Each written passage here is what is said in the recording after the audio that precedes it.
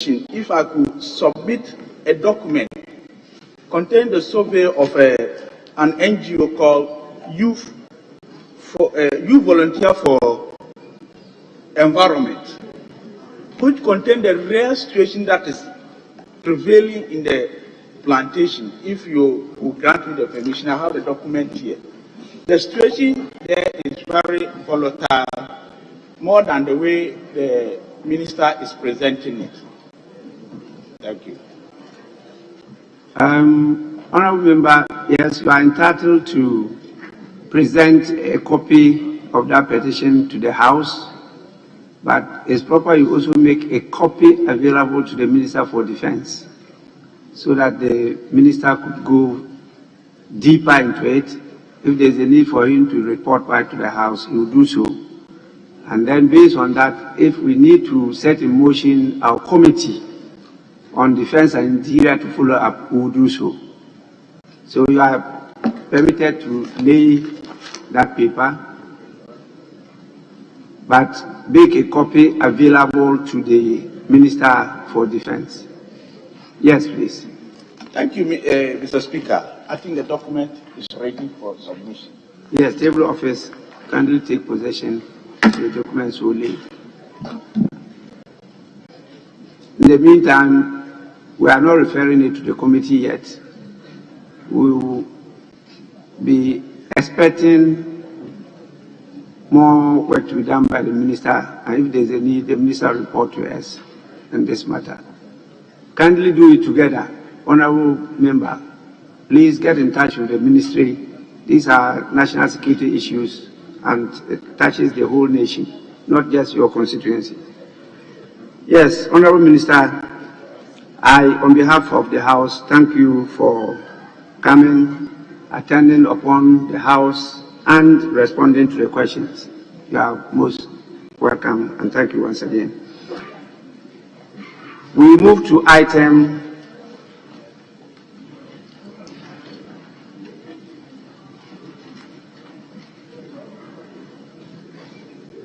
Item 6,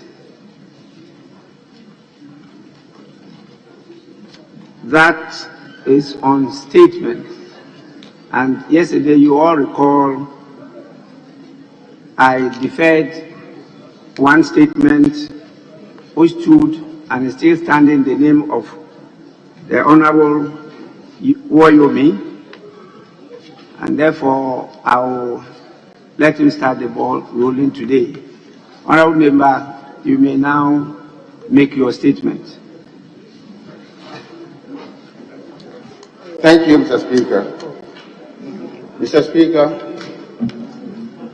we join a score of Ghanaians to express our utmost disappointment at the abysmal performance of Ghana Black Stars, leading to their unprecedented early exit from the ongoing African Cup of Nations in Cameroon. Ghana Black Stars, one of the top teams on the continent of Africa, did not live up to the expectations of many across the continent, the rest of the world, and in particular, Ghanaians at the ongoing African Continental Football Games in Cameroon. Mr. Speaker, a flashback of the performances of the Black Stars show that the first time they exited the AFCON tournament in the first stage was in 1980 in Nigeria with 3 points as defending champions. Then in 1984 in Cote d'Ivoire, they exited also with 3 points. And in Egypt, in 2006, an early exit with 3 points. But this is the first time in the history of Ghana the Black Stars exited the first and basic stage of the tournament with just 1 point. They could only manage a draw in one match and suffer a humiliating defeat from the debutant Comoros in the second match that resulted in their painful exit. Mr. Speaker, this disappointing development can be attributed to poor management of the team right from coach selection, player selection, and poor coordination of pre-tournament preparations. Therefore, the poor performance on the field of play, such as player coordination, infighting, technical deficiencies, and confusion can only be attributed to poor management decisions by the leadership of the FA and government. Mr. Speaker, I want to believe useful lessons have been learned on the part of the FA from the outcome and therefore must not repeat itself. Ghana has made significant strides and also suffered its low moments in international football tournaments in the past, but none can be compared to the humiliating performance of the Black Stars as witnessed at the AFCON 2021. Mr. Speaker, another look at the history of Ghana's performance shows that Ghana has won AFCON on 4 occasions, thus 1963, 1965, 1978, and 1982. Ghana has equally been 5 times runners-up in 1968, 1970, 1992, 2010, and 2015. Therefore, we have learned some important lessons in order to make a mark, at least, if not win the tournament. Mr. Speaker, it is not only in football that Ghana is not doing well.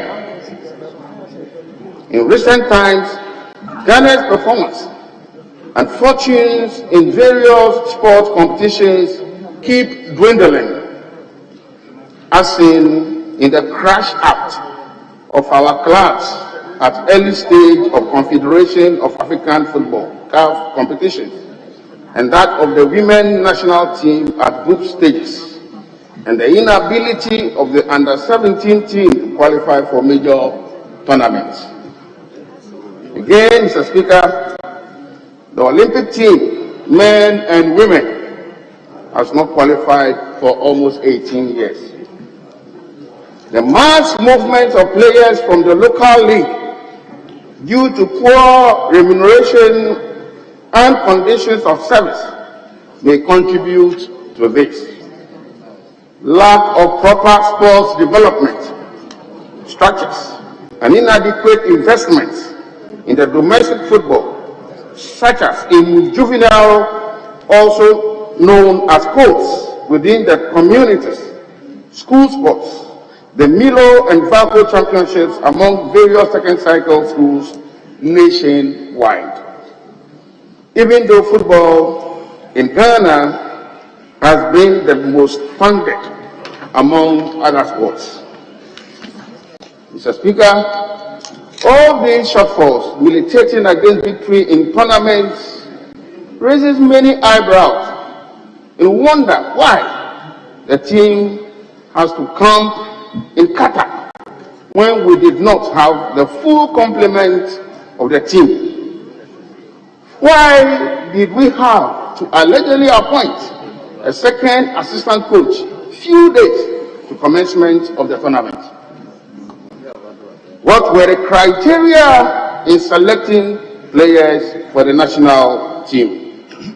Mr. Speaker, We also want to know the total amount spent on the team till their painful exit.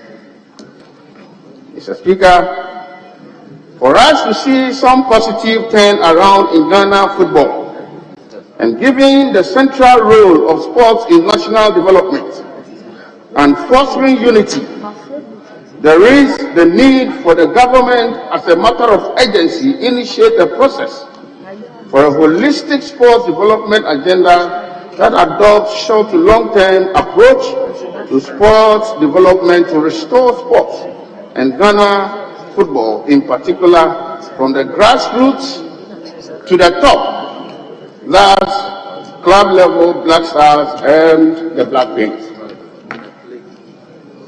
There is also the need for the formulation of a national policy document for Ghana football detailing short, medium and long-term plans and the depoliticization of our football and sports in general. There is a need to rethink the quality of the investments being made in sports today. For instance, the use of our rather scarce resources to build substandard community pitches that do not meet international standards and cannot be used for league matches ought to be a source of worry. Mr. Speaker, some resources should also go into training home professionals as players and management team with recognized certification in good standing to be used locally and for export for short to long-term results. Here, the need for our sports college with campuses spread through the country comes into sharp focus.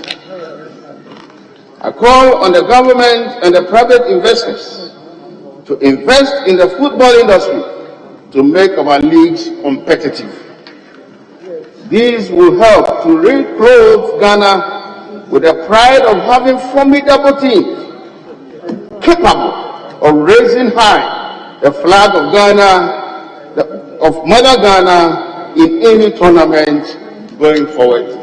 Thank you, Mr. Speaker, for the opportunity.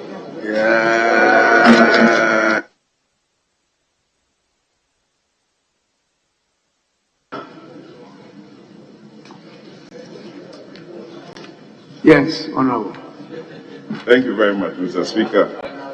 Mr. Speaker, I listened to my brother Woyome, and the chamber was very quiet because the heart of Ghanaians are broken. Our national team is in disarray, total disarray. The minority leader is not here. Honorable Bafuwa is not here. They are very serious sports administrators. They both own football clubs. As a matter of fact, the minority leader's player was in the national team, the youngest player, very, very talented Ishaku. Most of us don't even know. Mr. Speaker, my colleague Woyome mentioned 4 factors that has affected the growth of Ghana football, and especially with this tournament. 1, poor management. 2, poor coach selection. 3, poor player selection. And 4, poor coordination of pre-tournament activities. Mr. Speaker, in 2006, there was a planned program by government and the football authorities, and we went to Germany. We did not too bad. We did well. We were eliminated in the round of 32 or 16 in Germany. That team was prepared very well. In 2010, we did so well in South Africa, and we got to the quarterfinals.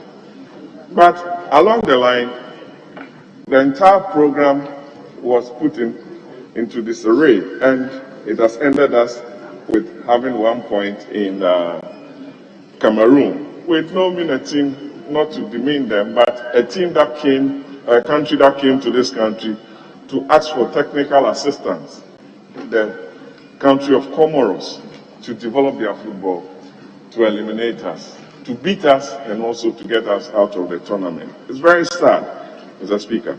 Mr. Speaker, to develop football, you need to have a very strong program. Where is the under-12 system? Where is the under-15 system? Where is the under-17 system? The under-20, the 23, and to the national team. Now, you must have a godfather to be invited into the national team, no matter how talented you are. That is why we need an inquiry into the selection process to our national team. Mr. Speaker, why was Kudus absent from the national team? He chose to join Ajax in Portugal to prepare for the upcoming Champions League. Why was Jeffrey Schlupp absent? Why was Tarek Lamptey absent? Why is he refusing to play for our national team? Why is Ilyasu absent, the Southampton centre-back? Why is he absent, Mr. Speaker? Why is Kevin Oche absent from our national team? Mr. Speaker, there is a problem with player selection, and that ought to be investigated by the managers of our football. Mr. Speaker, they are taking cover from the fact that now FIFA has a rule, the minority leader is here, you correct me, that governments cannot interfere in football administration. And our sports administrators are taking cover from that provision. To even select or fire a coach, FIFA will come and interfere.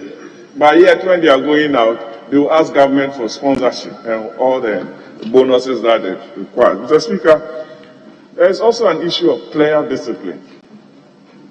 You can't build a national team where certain players feel they are superior, they can break camp rules, and you expect to get better results. You won't get it. All over the world, you must respect the coach and camp rules. People go to camp and do anything anyhow and expect the country to win. You cannot. Football has changed. If you watch the Nations Cup, Cameroon was suffering against Comoros, Senegal against Cape Verde last night. But for God, and the 2 red cards, Morocco. Mr. Speaker, football has changed. It's become very technical, and you have to be disciplined. The old guards are suffering. Mr. Speaker, so if Ghana wants to be seen as a football country, now we are not, because we go to tournaments and earn 1 point with all the support from government. 1 point, abysmal. We must take a second look at our national team and find out why some of these players are refusing to join our national team. If need be, dissolve our national team, prepare a team over the next 5 years, then we don't waste our time playing Nigeria in the next World Cup qualifier. Because, hey, look at the team Nigeria has, even though they are out of the tournament. But I don't think with this current setup, we can stand the Nigerians. Mr. Speaker, so I add my voice to the statement ably made by Honorable Bejra Woyome, that a critical look ought to be looked at sports development in total if we want to be seen as a serious country in the area of sports. I thank you very much for this.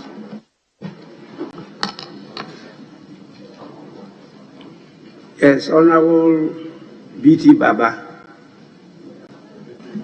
Thank you very much, Mr. Speaker. I also want to congratulate the ranking member for his well-researched and thought-provoking statement, which has gladdened our hearts this morning. And also to thank Honorable Patrick Buama for his contribution. So, because of the 2 colleagues, I will limit mine to the happenings in the Ghana Football Association. Mr. Speaker, after the Normalization Committee handed over to the current administrators of football, we have witnessed rampant changes at the FA, from coaches to technical directors and even the staff. We ask ourselves, what has the benefits been derived from these changes? Mr. Speaker, 3 months to AFCON, the coach who was handling the Blasters, Mr. C.K. Akuno, was removed. Alongside him, the technical director of the Ghana Football Association, Mr. Oti Akenten, who himself, a very renowned football coach, was also removed. In place of C.K. Akuno, they brought a Messiah by name Milovan to come and handle the Blasters. Mr. Speaker, the FA itself should be reshuffled. They deserve to be removed, not by government, because of the long hand of FIFA or the international sports federations, but by their own constituents. Those who constitute the General Assembly of the FA must rise up to this challenge. They had the opportunity of telling the whole country that they did not like Osiapia, who was then the coach. They brought in C.K. Akuno, that he had performed badly. They brought in Milovan, and they have asked him to also go. And yet those who were doing the search and appointing the people, the Blaster Management Committee, continue to be in office. The FA has every right to remove that group, pending their own Congress, to account for their stewardship to the people of this country. $25 million was made available for their preparation in both the World Cup Series and AFCON. Then we sat down, as they claim to be the football people, and took the team to Qatar for camping. An ill-prepared team, they arrived in trickles, not as a team. They went with the body and left the soul in Ghana.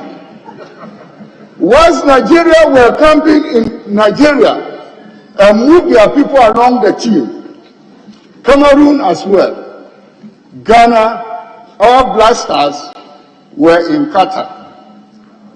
How can this be possible?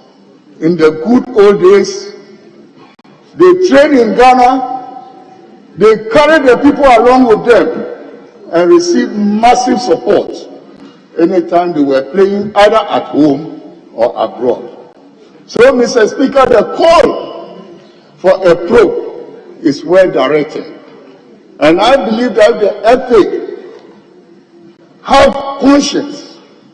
They should immediately dissolve the Blaster Management Committee to prove that they are up to business. Mr. Speaker, regarding development, at times it looks like we are too quick to mobilize money to participate in international sports events. To me, that is promotional. We are not thinking about the development aspect of it, which means you must have a structure of, let's say, courts or juvenile football transiting into the third division level, to second, to first, to premiership, and to schools and colleges, as well as to CESA Games and National Sports Festival. Currently, school sports for the past 3 years has not been organized in the country. COVID has come in, and then not even they were relaxed in the restrictions, we failed to give them money, at least to organize the non-contact sports events. So school sports as it is now, the batch of youth who would have been ready to move into the various structures are non-existent. Guza Games for the universities, now the emphasis has moved from the junior and senior highs to the universities. That is where the cream of talents for sports development have now been shifted. How do we support Guza Games? Sasa Games is no more. The place where you can get all your national teams gainfully employed and given ample time to train and to participate in sports activities is also not being considered. So I would like to urge the Minister for Youth and Sports to think about the developmental aspect of it. The provision of first-class pitches or sports facilities. I know an attempt is being made by the National Youth Authority, but whether they are doing it to meet the international standards is also another thing. So with all these things happening in our country, and football being the soul of this country, Black Stars win and the whole country cycling is up. Morale is very high and there's peace in this country. We lose, and for days, weeks and months, we'll continue to comment on the poor performance of the Black Stars, and people who are genuinely interested in coming to develop sports will be discouraged. I want to appeal to the government that they have a responsibility in the Constitution to ensure that sports is developed at all levels of this country. Mr. Speaker, with these few words, I want to thank you for the opportunity. Thank you, Mr. Speaker.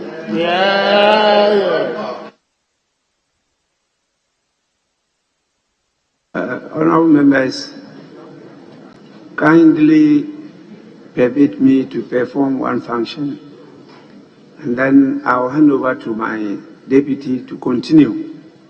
This is an important statement, so he'll give you opportunity to make your comments.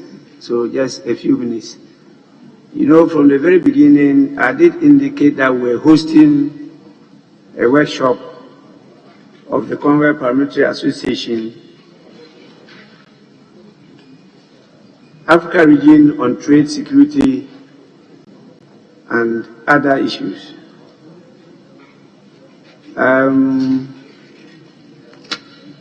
We will have to take this time to acknowledge the presence of some of our colleagues who are participating in the workshop from various sister countries, and they are here at the public gallery listening and observing what is happening in the chamber.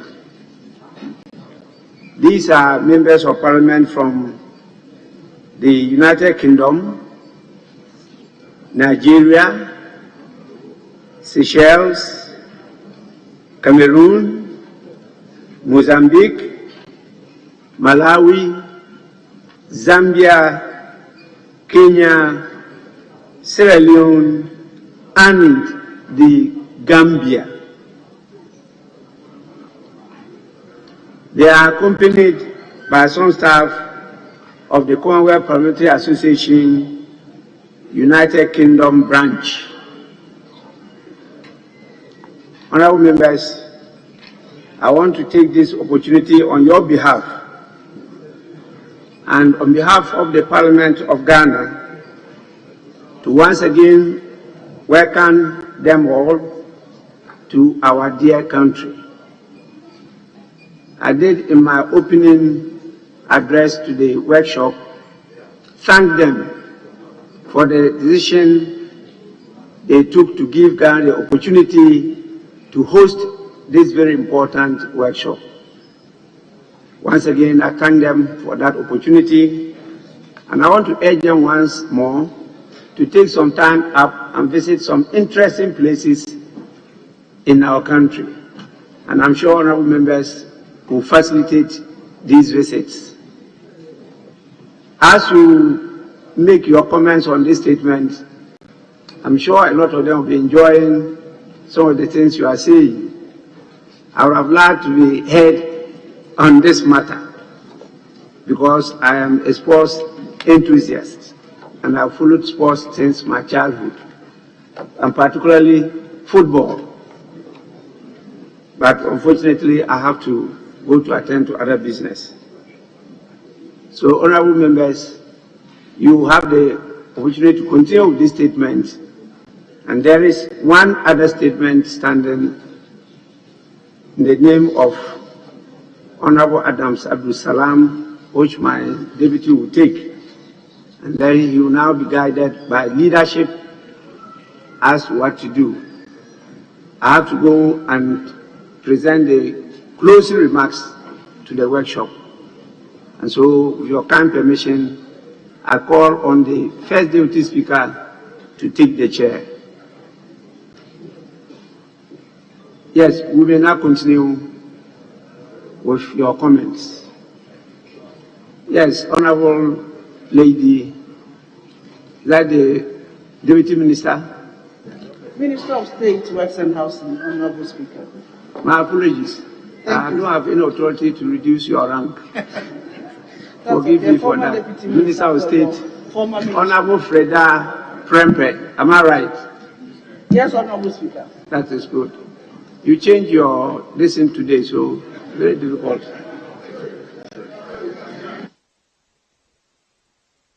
Honorable Speaker, you've also changed. I was expecting a compliment.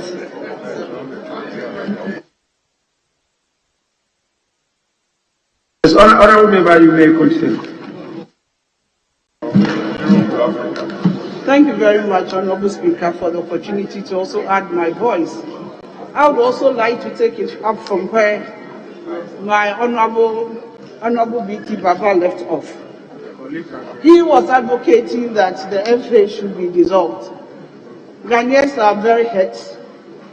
Ghana is a football nation. We have passion for football. All of us love football. When we qualified for the World Cup in 2006, I had the opportunity to be in Germany to support the team. And we have followed the team up from that time to now.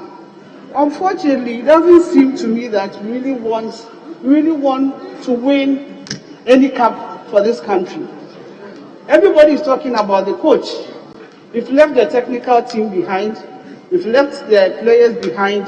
Unfortunately, he is also bringing the FA up. Something went wrong somewhere that has to be addressed. It has to be identified and addressed. Who appointed the coach? Who sacked C.K. Afuno? Why did they push Kwesi Appiah aside? This is somebody, a coach who cannot even communicate in English. He has to use an interpreter. What if he says A and the interpreter says B to the players? What happens on the pitch? You could see the technical bench arguing with the coach. Nobody knew what was going on. And Ghanaians were sitting on thorns, hoping we could redeem our image. But look at what happened. And people think that Comoros is no team to write home about. No. Once the team has qualified for the AFCON championship, he has prepared to come. Look at the way they played Cameroon. Mr. Speaker, it looks to me that we have to put in more effort in building our team. Yes, the ranking member spoke about poor management, poor preparation, poor selection of players. I would like to add poor commitment by the players. You didn't really see that zeal in our players. Yes, we have very skillful players, but they play with different styles in different teams in different countries. And when it's time for us to play a tournament or play for a championship, we call them. And as we can say in Chi, like Fefre Kobo, we call them individual players. Then we count them 1 week or 2 weeks, then we go in for the championship. How long can this country continue to spend money on the players, on our teams, and how long will they continue to disappoint Ghanaians? The Ministry of Youth and Sports, the government put in all necessary effort, whatever they needed, to prepare them for this tournament. And what went wrong? The day we lost to Comoros, that night, one player flew Partey to go and join his team. So it means, and it tells you a story, that even when he was playing on the pitch, he was just, making sure that he will not hurt himself so that he go and play, as if he knew we were going to lose anyway. So we need that commitment in our players. We spoke about management. The government is making all the necessary effort to equip all our regions with pitches. Now we are putting up astroturfs across the country. Yes, the National Youth Authority is doing well. The inter-schools sports is also, I think because of the COVID, somewhere along the line, they had to hold on to it. But with the SESA Games, Mr. B.T. Bapa, I think recently they held SESA Games, but for COVID, they had to hold on as well. So it's good that we revive all these sporting activities. But we have to start preparing from the base. The codes, how are we preparing our codes? How are we preparing our talents? How are we preparing the meteors? How are we preparing the blasters? How are we preparing the female teams, the princesses, the black queens? Yes, we've not lost it all. In some other disciplines, we are doing well, we are doing much better. But football is becoming a problem. We are investing in football, but the outcome hasn't been good so far. I think that if the FA can do us any good, they shouldn't wait for us to ask them to step down or resign. What happened to the Nigerian coach, the assistant coach? When they lost, he stepped down. But in Ghana, we find it difficult to take certain decisions. And I've been told and heard that the coach is telling us that his core mandate was to prepare, if it's true, that he said that his core mandate was to prepare the Blasters for the World Cup. Is he going to send a new set of players to the World Cup? Or is he going to use a new set of players to prepare for the World Cup? Or is he going to use the same set of players or call more to prepare for the World Cup? It starts with something. And the coach must be held responsible. The technical team must be held responsible. The FA must be held responsible. And all other stakeholders who sat back and looked on for the Blasters to perform abysmally at the ongoing AFCON competition in Cameroon. Mr. Speaker, unfortunately, we've not done well when it comes to AFCON, apart from the 1963, 65, 78, and 1982. We've been 5 times runners-up in 1968, 1970, 1992, and 2010.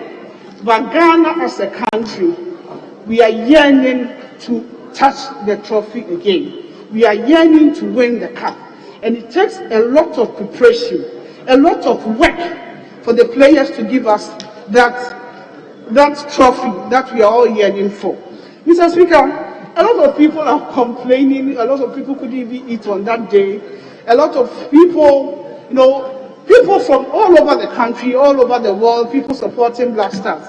Mr. Speaker, we don't even feel the atmosphere, the zeal that Black Stars is even playing in Cameroon.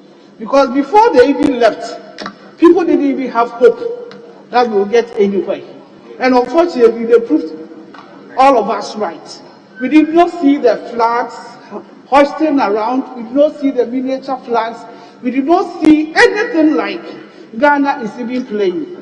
I want to appeal to the FA and the Ministry of Youth and Sports that all is not lost. We cannot cry over spilled milk now. We have to put the bits and pieces together. We have to make things work. Now Ghana is paired against Nigeria, and the 1,001 commentators have started talking that Nigeria will beat Nigeria to qualify for the World Cup. We also how Nigeria played at the AFCON. We also how they played their last match, the zeal, the commitment with which they played. If indeed Ghana is going to play Nigeria to qualify for the World Cup, then we have a lot of work to do. I don't know whether the call to dissolve the team is in the right direction, or whether we should invite other skillful players to join the team, or we should even invite them now and count them, for a longer period, so that the coordination, the communication will work on the pitch. There are so many things that need to be done before the Ghana-Nigeria match, but I haven't heard much, I haven't seen much. I don't know exactly what is going on, how the FA, the Ministry of Youth and Sports are preparing for this particular match. But looking at what had happened in Cameroon, it means we have a lot of work to do if we indeed want to qualify for the World Cup. But like I said earlier on, all is not lost. We need to put ourselves together, do the right thing. The selection of players, we have also heard in the grapevine that a lot of the FA members have their own teams. And most of the time they want to project their players. But the local players in this country are also yearning to also be called. They are yearning to go professional. So why don't you also use most of our local players who are equally good, so that they will play their hearts out, than always inviting the professionals who will always want to take care of themselves so that they don't hurt themselves. We should have a blend of the two. I believe Comoros, most of their players are not professionals. Egypt, most of them, they play locally. If you build our local players, it will go a long way to help us as a country and as a team. So as we're looking as to exactly what to do, I want to appeal to the FA, to the Ministry of Youth and Sports, to also consider the call to include skillful local players and train them in the team. I believe that when we call on them, they will play their hearts out for this country. I also want to talk about keepers. Honorable Minister, I actually have given you more than enough. Mr. Speaker, thank you. I did indicate that I had to leave to perform some other function. But who am I to deny an honorable lady the opportunity to contribute? That is why I allowed you. You seem to have taken advantage of my benevolence. Yeah, Mr. Speaker, I realize you are enjoying my presentation. I was actually enjoying it, particularly coming from a lady. And your knowledge of the subject area is really very deep. So I was enjoying it. Thank you, Mr. But Speaker. if you can just conclude. Thank you. Thank you, Mr. Speaker. In winding up, I also want to talk briefly about goalkeeping. We really missed the Richard Kingstons, the Fatau Dauda, and all those guys. And I've been told that the keeper is placed in the third team or something in wherever he's coming from. He's not a first-class goalkeeper. If you're going to play Nigeria, we should also look at our goalkeeping. And if Mr. Speaker will permit me, the technical team should also prepare the team well in terms of their corner kicks, their free kicks, their indirect kicks and all that. It looks like we lose out all the time when it comes to such cases. Thank you very much, Mr. Speaker, for this opportunity. Thank you. Yes, Honorable, I also thank you for accepting to wind up. I want to, before I depart, assure you that the First Deputy Speaker will give the appropriate directives where we want our committee to be part of the process of finding solutions to this serious challenge. So you continue with your comments, but I have to perform one more important function. You all know that by Article 187, Clause 15 of the 1992 Constitution, which says that the accounts of the Office of the Auditor General shall be audited and reported upon by an auditor appointed by Parliament. We haven't done that for a time now, and therefore we have some areas, and we think it is an urgent matter that we have to do to appoint an auditor to audit the accounts of the Office of the Auditor General. And so I'll allow the majority leader and leader of the House. He's doing that in the capacity of the majority leader and leader of the House, not Minister for Parliamentary Affairs.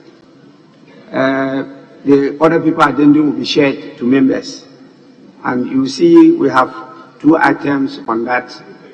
He will be moving the motion, and then we will then inform members of a committee that we are going to establish as Parliament to set the process in motion towards processing and appointing the auditor to audit the accounts of the Office of the Auditor General. And so I want to call on the majority leader to move the motion numbered 1 on the order paper addendum of today. Majority leader. Speaker, before I move the motion listed as item number 1 on the order paper addendum, just to correct the construction. Line 1, 2, 3, 4, 5, 6. Line 6 should read, to recommend for appointment by Parliament. And then 6, an auditor to audit and report on the accounts of the Office of the Auditor General. The Speaker, that will reflect the language of Article 187(15). So, if you agree, then I'll move the motion. That notwithstanding, that is the procedural motion, that notwithstanding the provisions of Standing Order 81, which require that no motion shall be debated until at least 48 hours have elapsed between the date on which the notice of the motion is given and the date on which the motion is moved. The motion that is housed constitutes an ad hoc committee composed of honourable members to recommend for appointment by Parliament an auditor to audit and report on the accounts of the Office of the Auditor General may be moved today. I so move, Mr. Speaker.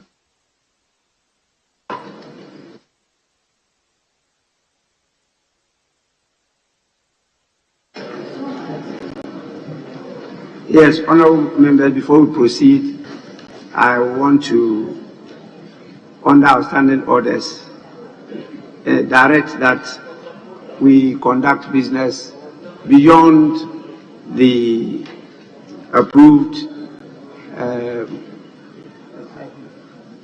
period for the sitting of the House. I will also want to inform the House that we will vary the business of the day according to what just happened, and to draw members' attention to note the amendment that has been made by the mover of the motion, that is the majority leader, for you to insert at line 6 of motion number 1, after to recommend, you add for appointment by Parliament. So you delete 2, by Parliament. And then in line 7, after audit, you add and report on the accounts of the Office of the Auditor General may be moved today. So it reads that notwithstanding the provisions of Standing Order 81, which requires that no motion shall be debated until at least 48 hours have elapsed between the date on which notice of the motion is given and the date on which the motion is moved, the motion that this Honorable House constitutes an ad hoc committee composed of honorable members to recommend for appointment by Parliament an auditor to audit and report on the accounts of the Office of the Auditor General may be moved today. Yes, it is seconded. Speaker, I beg to second the motion. Motion moved and seconded is for the consideration of the House. Since this is a procedural motion, I put the question. Those in favor say aye. Those against say no. The ayes have it. The motion is accordingly adopted. Now we move to item 2.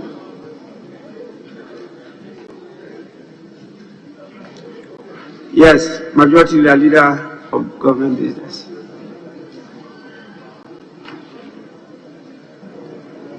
Speaker, I move to the motion listed as item number 2, and I beg to move that this Honorable House constitutes an ad hoc committee composed of the following honorable members to recommend for appointment by Parliament an auditor to audit and report on the accounts of the Office of the Auditor General. Speaker, the following 4 members have been slated: the Honorable James Kluche Abeji, the Honorable Dr. Festus Ewua Kofi, the Honorable Dr. Stephen Amoa, the Honorable Samson Tangumbu Chiragia. Speaker, it is recommended that the Honorable James Kluche Abeji is made the chairman of the committee.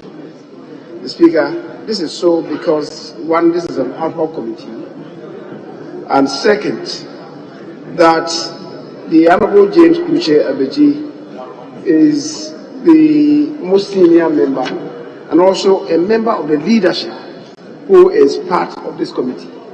And it's for that reason that, unlike what obtains in practice, making the majority caucus members the chairperson of any such committee, that agreeably it should be chaired by the Honorable James Kluche Abeji, the Deputy Minority Leader, a long-standing member of the House, and also a member of the leadership, the only member of leadership on this ad hoc committee.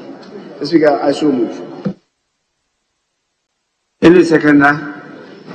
Mr. Speaker, I beg to second the motion and to state strongly, as the leader have indicated, that this was arrived at after a careful consideration and consultation with leadership to allow Parliament, as advised by you, to exercise our mandate under Article 187(15) to get this committee constituted for purposes of auditing the Auditor General. So it will be like a police policing the police.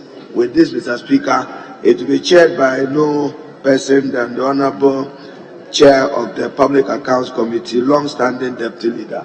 I therefore urge members to support the composition of this committee. Thank you, Mr. Speaker.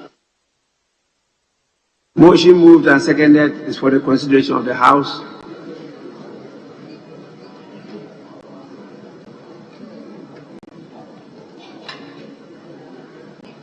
There being no, yes, Honorable Dafiamako. Mr. Speaker, safe to say that I know that by convention in this House, when we form committees, they are normally formed by odd numbers, 3, 5, 7. But I have observed that this one consists of 4 members. I will seek your guidance in the matter.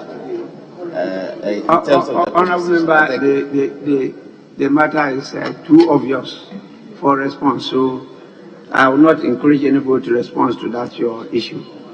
I will, at this stage, hand over to the first Deputy Speaker to continue with the item on the order paper addendum. Then after that, it goes back to the statement on the performance of the Black Stars, and then there's another statement left for him to take. With this, I thank you for your cooperation.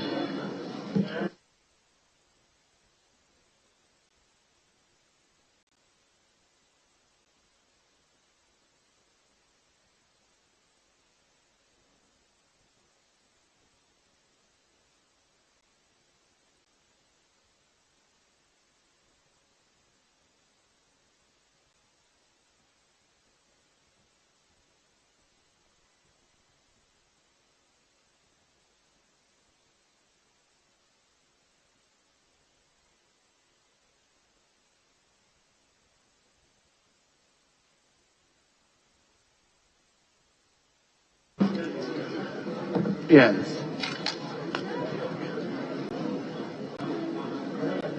Honourable Majority, have we taken the motion on the order paper addendum yet? The Speaker was to put a question on the motion moved by the Majority Leader for the composition of the committee in order paper addendum for the committee to audit the Auditor General. Question on motion, Mr. Speaker. Thank you. That's where we were. Very well. Has the order 80 been taken? The order 81, has it been taken? The procedural motion. We have done that. Very well. Then we go to motion number 2. Very well. So all in favor of the motion, say aye. All against, say no. The ayes have it. The motion is carried. This House has adopted a motion to empanel the number of 4, as stated on the order paper addendum, to take the steps to select an auditor to audit the Auditor Generals.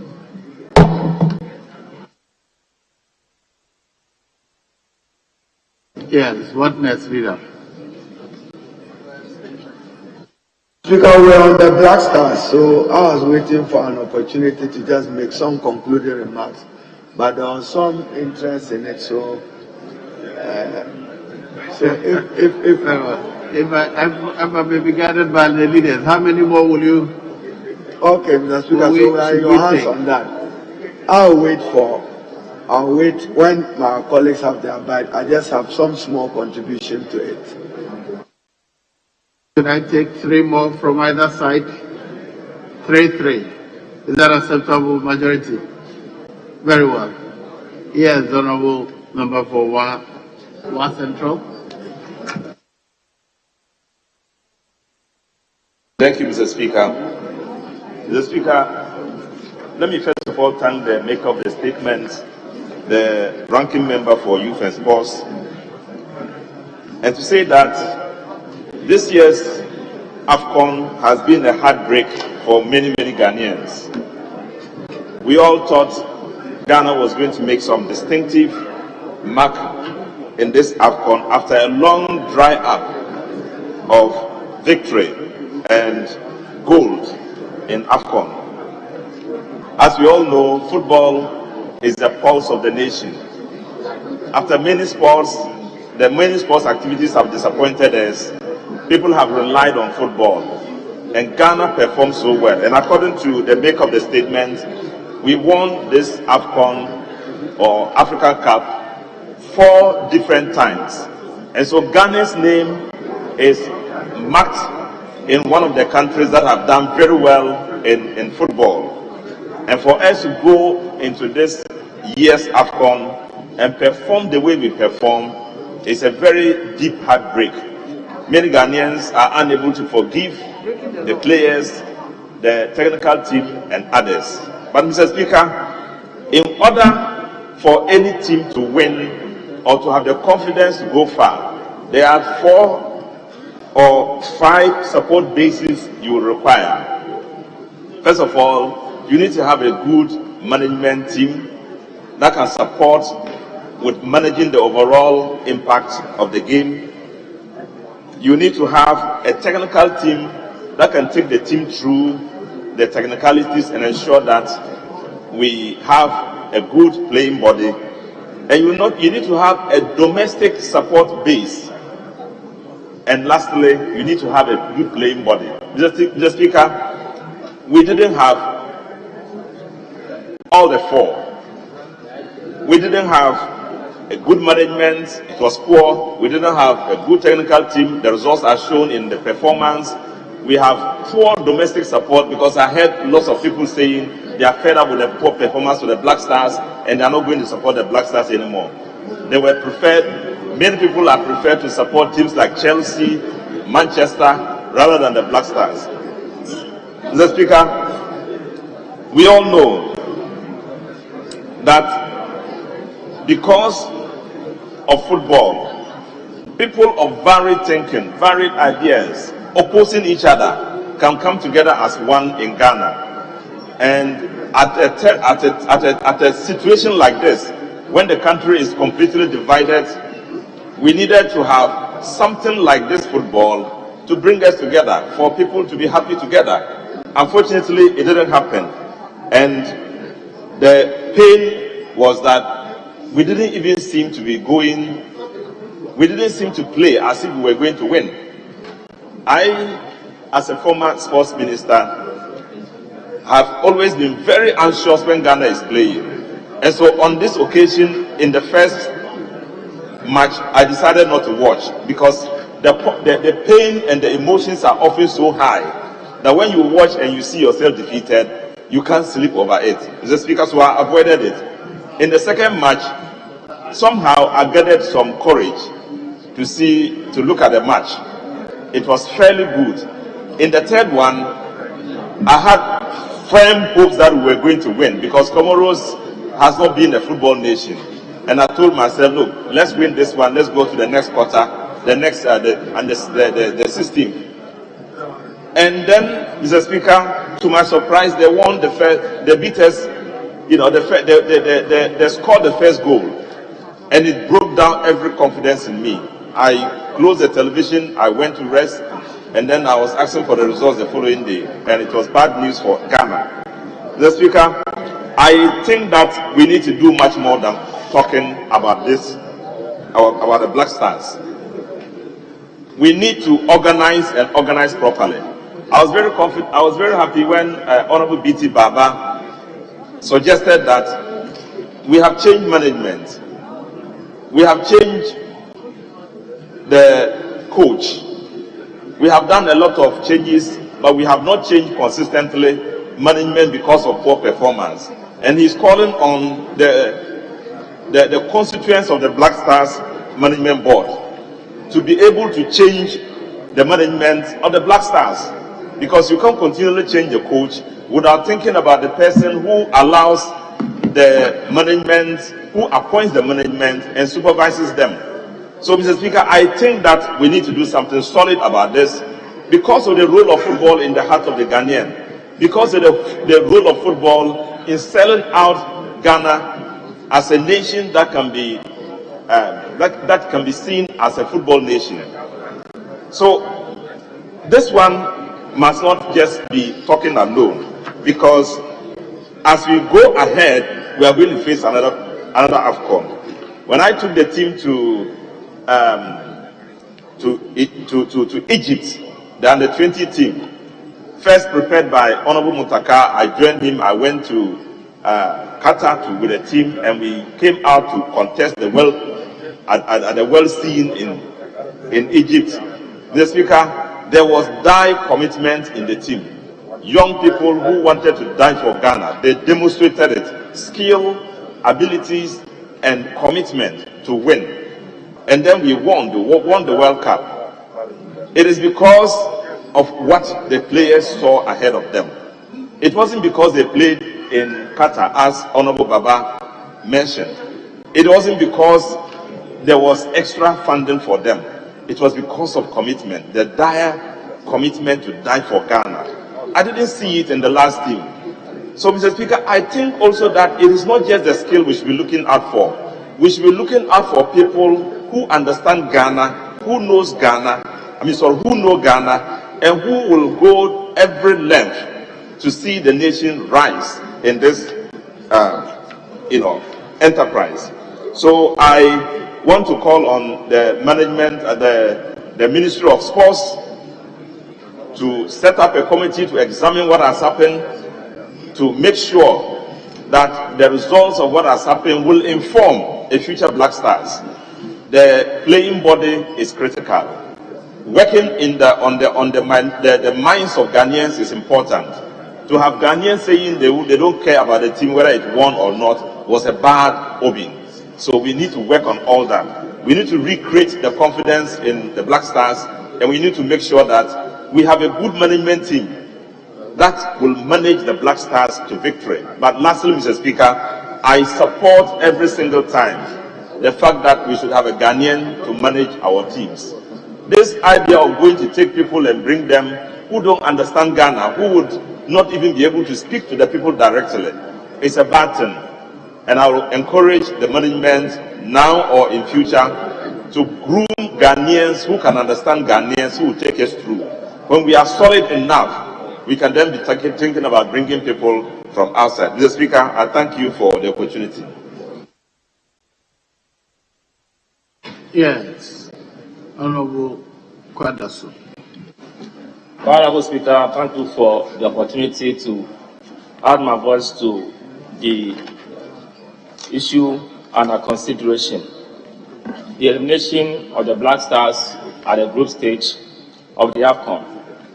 Honorable Speaker, one factor that is not being discussed this afternoon that I want to bring our minds to is the belief in juju among some of the players. Mr. Speaker, I believe that the over-reliance of religious variables within our society is something that is wreaking havoc in terms of our progress and development. I've read reports that most of the players put their faith in juju at the expense of hard work and discipline. And I believe that the Ministry of Youth and Sports and the GFA must find a way of getting a very competent psychologist in searching the minds of the players. Mr. Speaker, nothing works better and is more effective than hard work. That variable is critical in defining the success of our teams.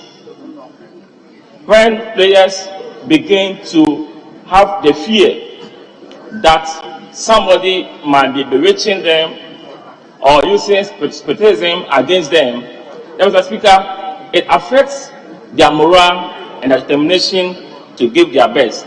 And this issue has to be addressed. And if it is done, I can promise you that we will begin to see success in our national team.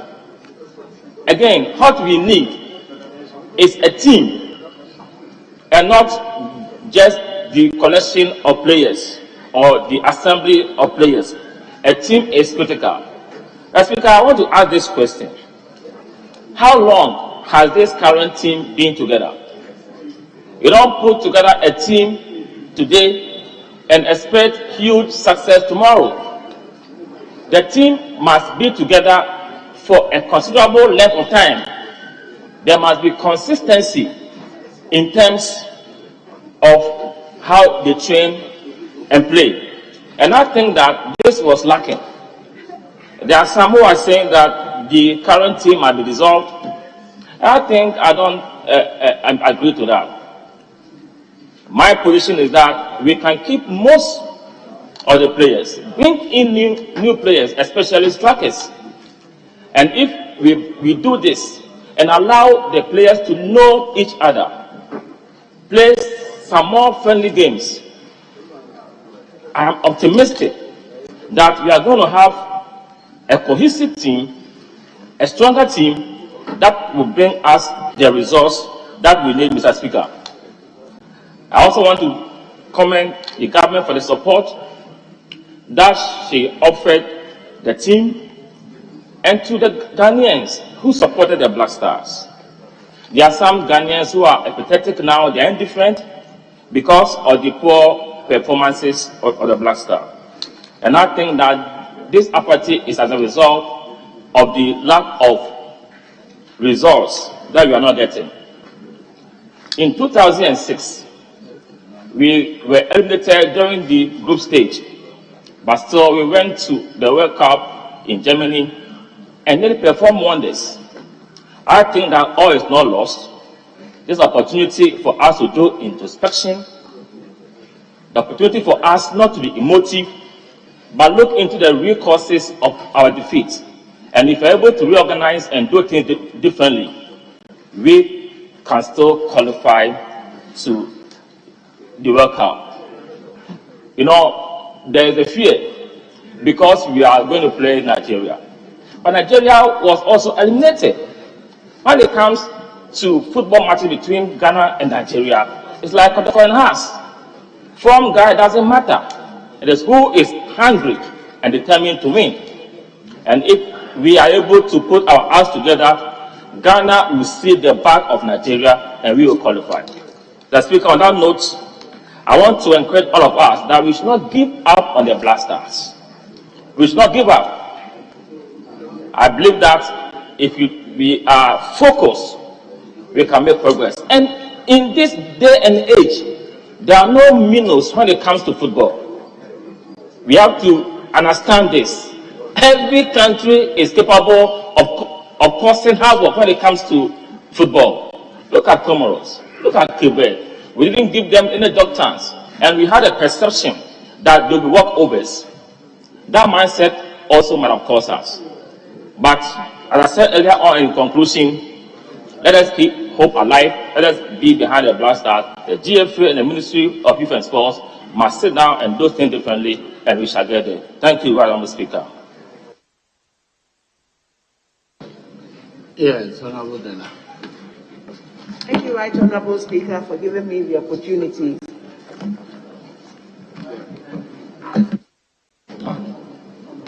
Honorable Deklakofi, I gave you the floor, but his mic was on. Thank you, Right Honorable Speaker, for giving me the opportunity to contribute to the statement ably made by Honorable William. And I wish to disclose that last year, I joined the team of MPs who are football administrators. I was the first female to administer a football club. Mr. Speaker, I did this to harness the potential of the teeming youth in my constituency as are littered all over the country. I had a conversation with my sports coordinator, and he told me the benefit of football or sports in general, that it brings unity, it brings discipline, it lets the children be focused.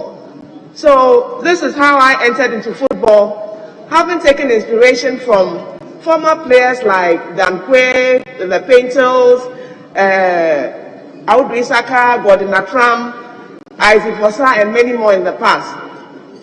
As a nation, anytime football is being played, we all come together. We unite behind the Black Stars. And when they don't win, you can see the whole country goes very, very quiet. Everybody is very sad when the Stars don't win. Mr. Speaker, people earlier have spoken about the various reasons why they probably didn't win.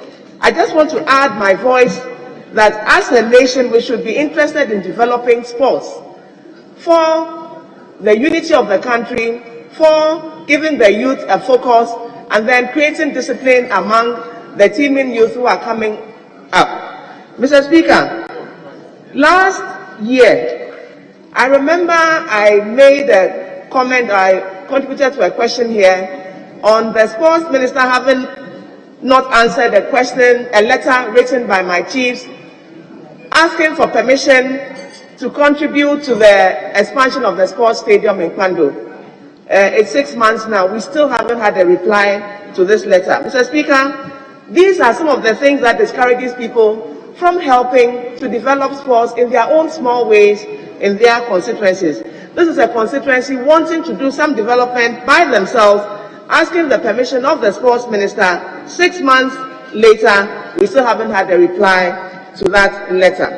Mr. Speaker, I wish to also state that, like the earlier speaker said, the technical bench has to be looked at, player selection has to be looked at. We are grooming a lot of domestic players, and I believe that from these domestic players, players can be selected to play for the national team in the future. Mr. Speaker, with these few words, I thank you for the opportunity.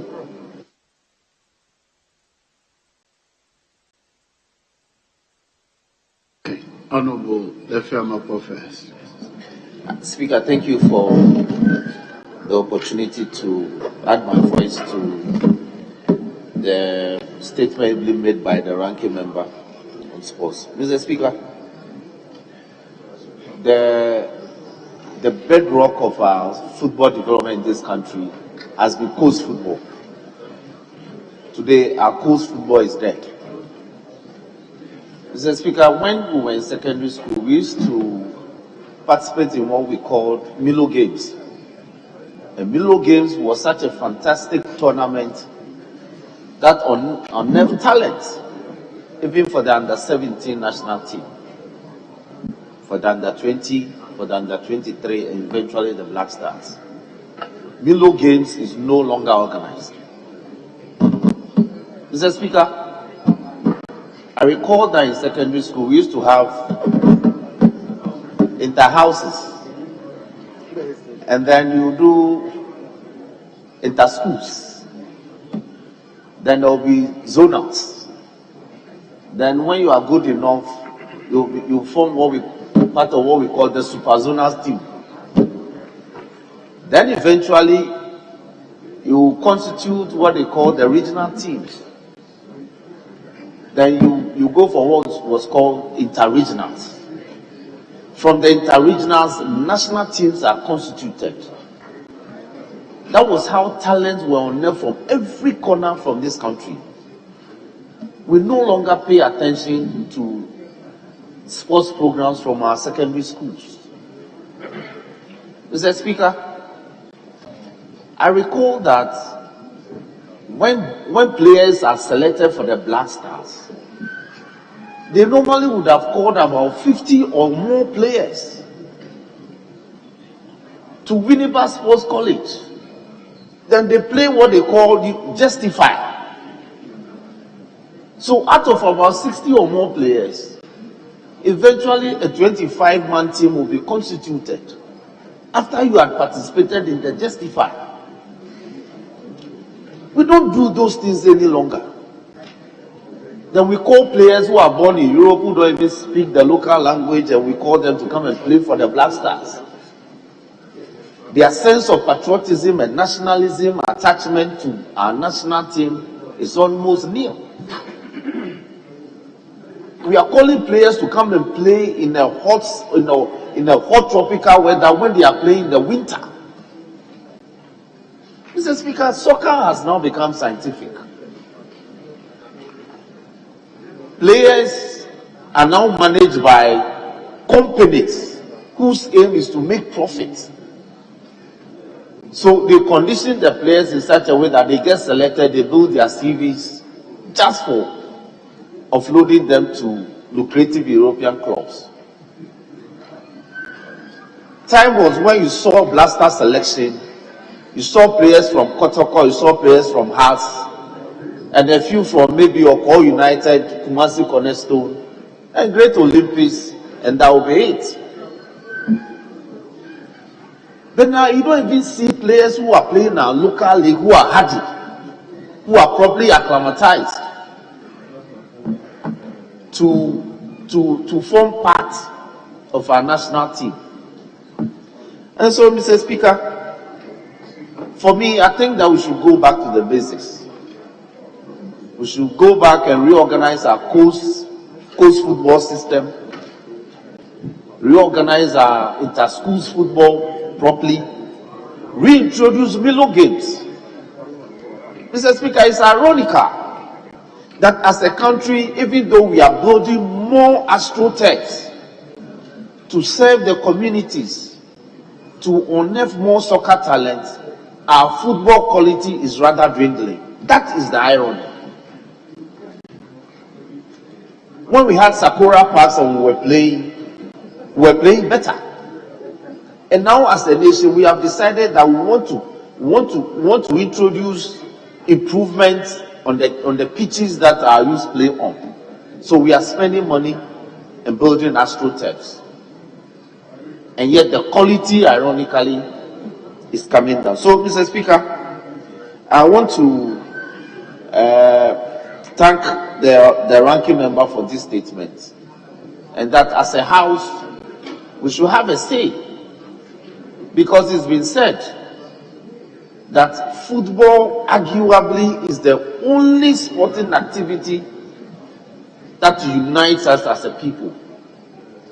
Marriages are saved when the Black Stars when they do well, and marriages suffer when we don't do well. So it's important that as a house we take interest in how well our sports, especially our football administration, is run. Mr. Speaker, I thank you for the opportunity. Yes, Doctor. Minister, you have the last word after the leaders have spoken. Thank you very much, Mr. Speaker, for the opportunity. And I also want to thank the maker of the statement for the good work done, and hope that we all learn from the discussions. Do we have to shed tears for Ghana? We only reap what we sowed. But like it is said, in Ghana we have about 20 to 30 million coaches. And so whenever the outcomes are not good for us, we try to create so many different reasons that in the long run we don't even usually know what we are talking about. And what is painful is that we've done it before. When you are counting the number of countries that have won it so many times, we are always counting ourselves as is it the third or the fourth. We've won it 4 times, and I think we are the third after Egypt and Cameroon. And I'm saying we've done it before because if we go to our days of successes, that is in the 1960s, we can refer and remember how Nkrumah did it. He could call all the best players from all the teams, from what we call the Republican Football Club. And then that club will go and represent Ghana effectively. In other words, the Republican club with some few players from Kotoko will represent Ghana. And we're performing very well. On 2 occasions, I think we won. And on 1 occasion or 2, we got to the finals. So under Nkrumah, we did it very well. I'm not saying that the same tactics can be used today.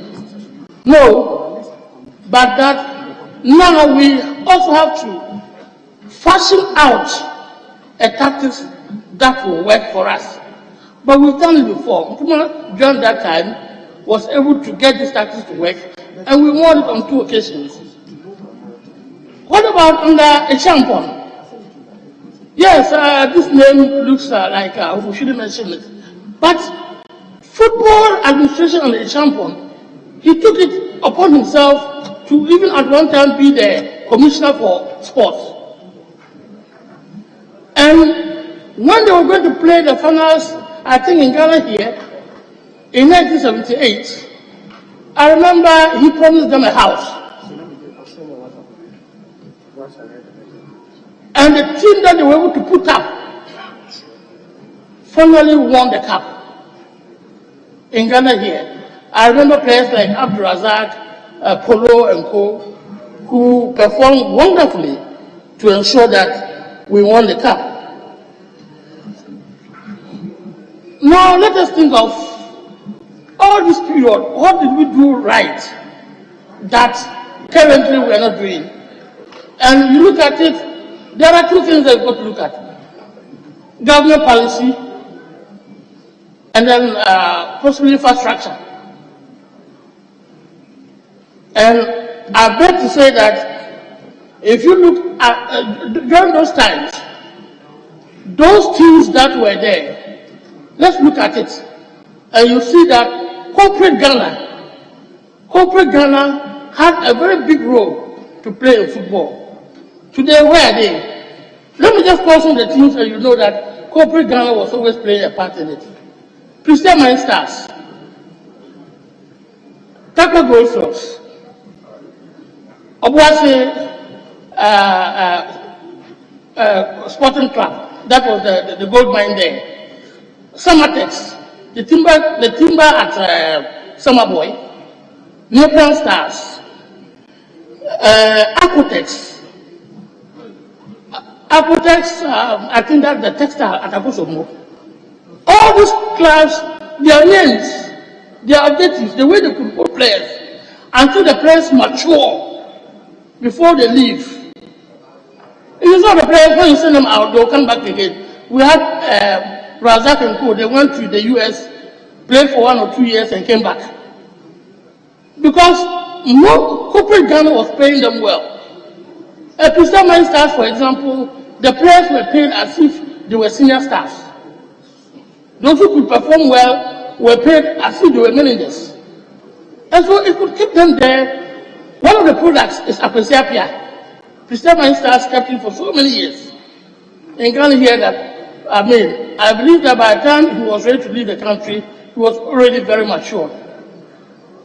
So, as a government, what are we doing to bring back corporate Ghana into it? The individuals are doing very well. I don't want to spice them. And some people are sitting down here saying that we can disband the GFA, we can sack the GFA. We cannot sack them. Football is run by the people who put their money into football. We can't sack them. And if you ever run a club before, doesn't Ghana put its money into football? Come again? Doesn't Ghana put its money into football? The same Congress can sack them if only government can influence football owners. Yeah, the government cannot influence football owners because government is not putting money in. Corporate Ghana, government can influence football through corporate Ghana, but at the moment, government cannot just sack football administrators. Football is run by the administrators. Government can influence their sacking, but government cannot just go in and sack them. That is what I'm saying. That is how it is. That is the rules. That is the rules. And that is because we don't have government having the influence that we need. If you've ever done football before, you know it. Around $100, $200 a year for even a first division club. But for the other ones, you should know that it's more than that. So we should, if we are not ready to put our money where our hearts are, then probably we should be complaining less. Of course, other people are speaking about the need for coach teams, etc., which I believe that practically everybody sitting down here can form a coach team.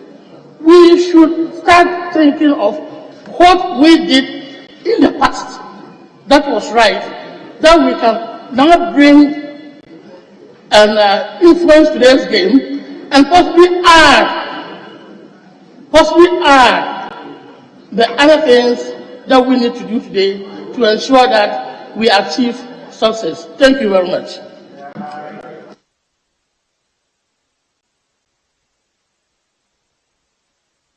Were you listening from your office? Mr. Speaker, I was listening all the way from wherever I come from. Very well. Football. Mr. Speaker, my leader started the match off already. He's asking me if I understand football. What he doesn't know is that when Conrad Onko and I were at Yeji, I was the school goalkeeper. Mr. Speaker, you are the first to confirm. Now, elementary school, I was the school goalkeeper. Mr. Speaker is the first to confirm that secondary school, I was the school goalkeeper.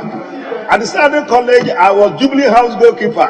University of Ghana, I was Lagos goalkeeper. Don't mess about with me. We know football, Mr. Speaker. Yes, I can confirm the match with Aguna is there where you conceded 3 goals.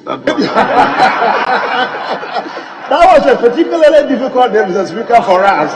Remember, both wrists were broken on that particular day. We had no defense. I had to be number 1 goalkeeper, and I had to play defense as well, 1 person. It was an awful day for us that day, and we lost by 3 goals to 0.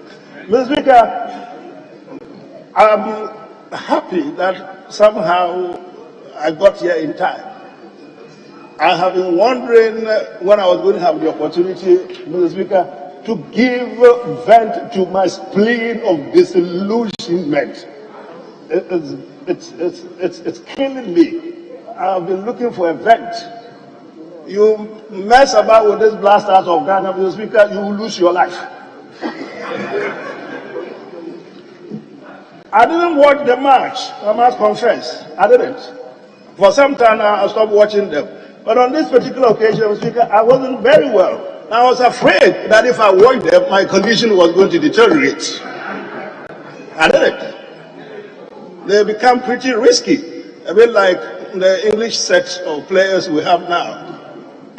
Mr. Speaker, there's a question I want to pose to the blasters of Ghana. LA number 1 country school, wherever you were there. You would all testify to my agility. I could dive to the ends of the post. I could. I will lend the cats. That's how they referred me to.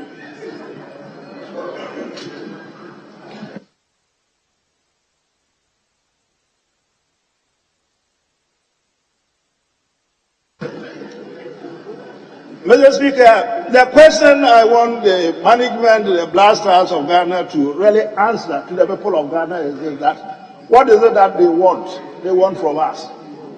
What do they want us to do short of carrying them piggyback? Mr. Speaker, 30, 23 so of them, we can't carry them. What do they want? What do they want? I mean, I heard my colleague talking about money and whatever. These guys are professionals. How much do they want from the nation of Ghana? And how much has the nation of Ghana, Mr. Speaker, not expended on them? I do not understand their mentality. I cannot understand it. Because of course, we're talking about the 70s, and we'll talk about the good old players that we all know about. Speaker, the team aside, start from the late, I think early 90s. Mr. Speaker, up to now, what kind of crop of players that, Mr. Speaker, Ghana hasn't produced? Why is it that the holy grail of football, African football, is eluded us for all these years? Mr. Speaker, I campaigned all along that for the appointment of a local coach. I met Kwesiapia on the flight sometime back to London. We had a chat. I told him I would do my own one-person campaign and ensure that he is somehow appointed. Well, in the end, he was appointed to the glory of God. We're all pretty happy. I don't know what happened. They said, Coach Van Krikonovic or whatever his name is. They said, well, who the hell is he? The man comes in one, you sack him, and then somehow somebody decides that this or whatever it is, it should be brought back together. Is the only thing that God gave to the football fraternity of Ghana? And we talk about players not respecting their coaches, their local coaches, and that is why they want foreign coaches. I mean, Mr. Speaker, and the one horrible statement I'm told that, because I told you I didn't watch it, but those who watched it, in the end I'm told that in some after-match interview, He made a very stupid, if it is true, Mr. Speaker, stupid statement, a derogatory statement, racist statement. That, well, he had come to make sure that we qualify for the World Cup. Not the Africa. Can you imagine? Look at the kind of mentality. The man is gone loco. It's gone mad. Loco is mad. It's gone off this rocket. I mean, you see, we should be very. Don't call me on a point of order because Speaker is not going to call you, so you better sit down. When I'm in my element, he won't disturb my train of thought. So sit down, my friend. And you, I've got a problem with you. We need to resolve it. So sit down. Let me complete my statement. If you sit down, let me finish this statement. Point of order, he won't call you. So what's your problem? Mr. Speaker, yes, Ghana deserves... Honorable, please. Yes, Honorable Mobile. Mr. Speaker, you can resume your seats. That's the procedure. Once I've been recognized by the Speaker. But can you resume? I respected Honorable, you were making very, very important point, and we're all following it. But you started bringing some words that, quite frankly, were mad, stupid. Those are not parliamentary. Secondly, the man, Mr. Melody, is not here. So please, I'm just advising that. Just be on the counter, and then you can take those words out, withdraw those words, and then we can move forward. Please. Mr. Speaker, he says the man is not here. I'm happy if we could get him an immediate flight back to Ghana so he can come and listen to how we feel about him. How might we feel about him? What was your complaint? He used the word mad, stupid, and I'm saying that those were not parliamentary words. No, I'm sure he is stupid. I said a statement he made. A statement. The fact that he came here to qualify us for... You can use another word. World Cup and not the... You can use another word. Yeah, and those words follow. So, I don't remember the words I used. Kofi Transini, you're making progress, so you are wasting my time. He deserves worse than this. It's not about him, it's about us. Forgive me, Mr. Speaker. He said he deserves worse than this. Unfortunately, it's about us. The statement you're making is also about us. So I was not paying attention. Us? Yes. It's about the Parliament of Ghana speaking. So I was not paying attention to the... Well, in that case, Mr. Speaker, I'm happy you didn't hear what I said. He's misinterpreted everything. I didn't say this. Mr. Speaker, he's got it all wrong. So I'm happy we can make some progress. I didn't say those if you use those words, kindly rephrase. But I direct that any such words be expunged from the record. Well, yes, the fact that he's gone local and all those things, but he's racist too, Mr. Speaker. Yes, I think he said racist. If that is true. All right, the rest can be expunged at your behest, Mr. Speaker. Yes, Mr. Speaker. So here we are, Ghana blasters. I mean, we hear about sex, segmentation. We hear about infighting. They are only 22 or 23. They represent the population of over 30 million. Football is our staple. I mean, quite a few colleagues I don't get on with on this side. I mean, those notwithstanding that, we can sit in the same coffee room and watch football, laugh. And then when we get out of there, we can resume our hostilities. It is the only thing, Mr. Speaker, that brings us together as a nation. And yet the blaster consistently, Mr. Speaker, lets us down. AFCON, how do you call it? 2007, 2008? Remember that one? Mr. Speaker, as a modern reported me to President Kufuor that I'd made statements to the effect that they were messing with our hearts. So Mr. Kufuor, the president, should do whatever was in his power, I think, to punish me or something. I wasn't there, but Mr. Speaker, you know, even wars have years. Those who were there came and told me, my friend, you were in trouble. What about that? As a Mojan, they reported you to the president. President Kufuor, what about that? Well, Mr. President, he's got so much national matters on his mind. I'm sure this one it would escape him. So I waited for a call, and the call didn't come. I've never been happy with Asamoah up to today. And come to think about it, look at what he did to us, the penalty.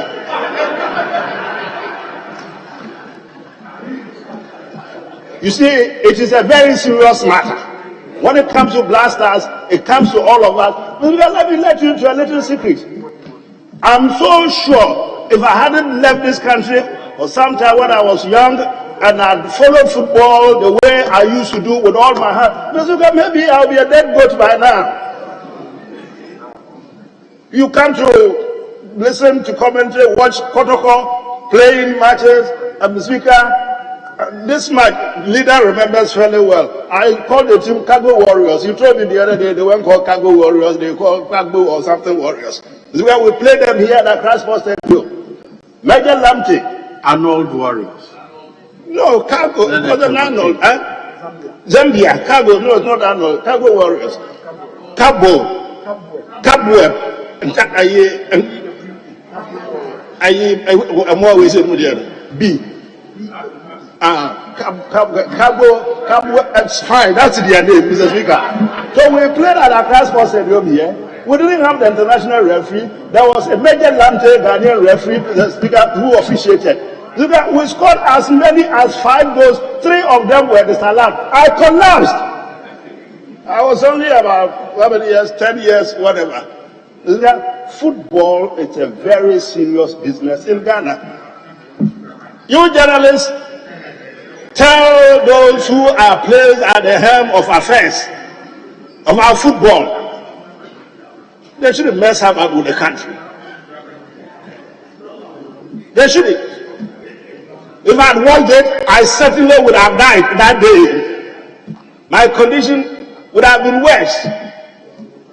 And I heard people, when I was lying in my bed, heard people shouting all over the world, Ghana is the only country when we go to play, God has to come to earth to be our defender or our goalkeeper or our striker.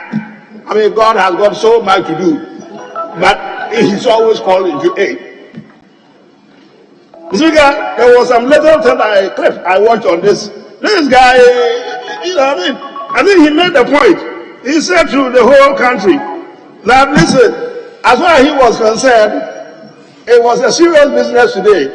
What he was going to do was that he was going to eat to his fullest satisfaction 2 things. If we win, well, he's already had enough to eat, so there's no need eating again. But if we lose, which he knew we definitely were going to lose, he had already eaten. So he will just sleep. Those of you who want it. Yeah, my friend says, it shows how much passion there is about football in Ghana. Let them get a new coach. If they haven't already sacked him, the sports minister, if he's here, he should be here to be listening to this. Where is he? Well, are you the sports minister? You might be here. What's in the Americano? Sack him if you haven't done that already, or you yourself will be sacked. Honorable Ketia, can we conclude? Thank you, Mr. Thank you very much. So the government of it all is that they should take the country seriously. They should attend to playing football for Ghana seriously. Let's get good technical team. Let them be Ghanaians. Now they will grow better. It was a Ghanaian that's fine.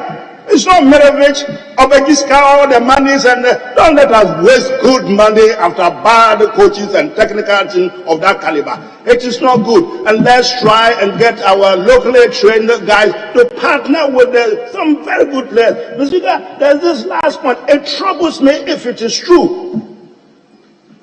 Coco football, I'm told, permeates football at that level. As we go football, everybody understands it. You don't like me, so you don't pass the ball to me. If you don't have somebody who matters, Mr. Speaker, you could be Maradona, Pele, whatever. I'm told that you do not stand a chance. I do not know about this. I heard it. This is the rumor. The mongering part is troubling me.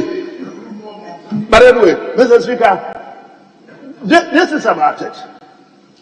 This is about it. Ghana football needs resurrection. Thank you. Thank you. Mama fans, Yes, leadership now.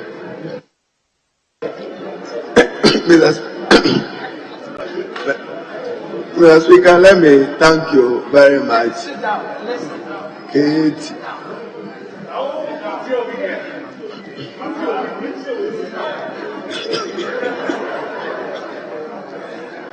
Mr. Speaker, let me thank you for the opportunity to contribute to the statement ably made by the ranking member for Youth and Sports on the abysmal or poor performance of the Black Stars at the 16th African Cup of Nations ongoing in Cameroon.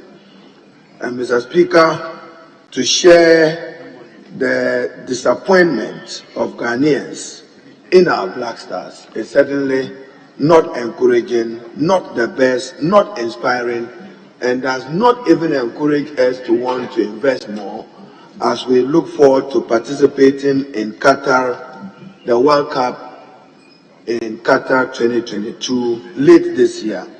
But Mr. Speaker, whilst commending the maker of the statement, I should also indicate that I've enjoyed the input that our colleagues have made, and we have noted that the Minister for Youth and Sports is here. But Mr. Speaker, just to give my caution that we should manage this process gingerly, because we still have a major qualifier with Nigeria to determine our fate as far as the World Cup in Qatar is concerned. You have to play a major match, a 23rd match against Nigeria.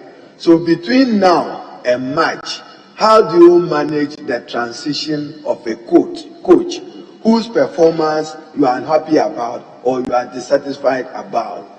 And Mr. Speaker, to note further, and probably my strongest recommendation is, what is our objectives?